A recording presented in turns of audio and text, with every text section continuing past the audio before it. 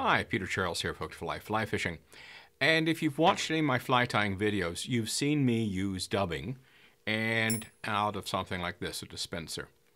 I thought what I'd do is take a couple of minutes to talk about how I prepare these, because this is not a fly dubbing dispenser. It's something I've converted to the job. This is just simply a little utility case that you can buy at a hardware store. I get these at Canadian Tire usually. And I've got probably half a dozen or more of them for various, small screws, whatever. You've got multiple things you can do with them. But what I've done is I have drilled very small holes in them. You can see the hole there. And I can pack them full of dubbing and pull out whatever I need. It acts as a perfect dispenser because as you're pulling the dubbing out of it, it almost meters the dubbing as you come out. If you get used to doing it, you can get just the right amount of dubbing just by how much and how you pull the dubbing out of the hole.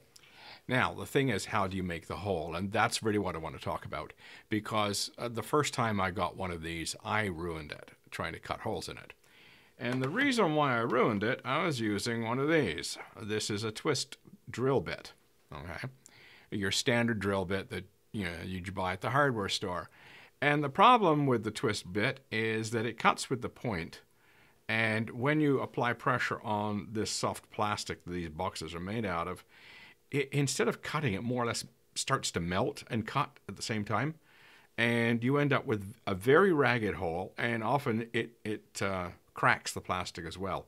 It ends up being a mess, and it's ugly. Instead, if you're going to do one of these, spend the extra coin and get yourself a Forstner bit.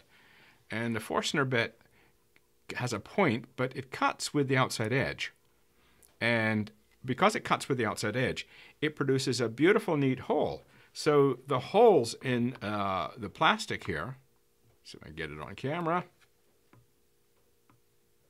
There we go. You can see that hole is wonderfully neat. And that's just the way this bit cut it. I didn't have to do any work to it afterwards. No cleanup, nothing. It just makes a perfect round hole without leaving a lot of frayed bits, and it doesn't crack the plastic either. The twist bit, on the other hand, it's going to make a mess. So if you're going to go to the hardware store and buy a couple of utility cases to build dubbing dispensers, get a Forstner bit while you're there as well. 1/4 inch is all you need. And I do this on a drill press. It makes it easy, but if you don't have a drill press, you can do it with a hand drill. Just takes a little bit of extra effort to be neat. But other than that, no problem. So if you want to make your own dispenser, and they're really worth the effort, I mean, you can make some really nice, neat labels as to what's in there, and it can be quite organized if you wish. And, you'll end up with a dubbing dispenser that you'll use for years. Some of these things are like 2 decades old. And I just keep recycling them, reusing them. They work perfectly. So, build your own dubbing dispenser. Cheers.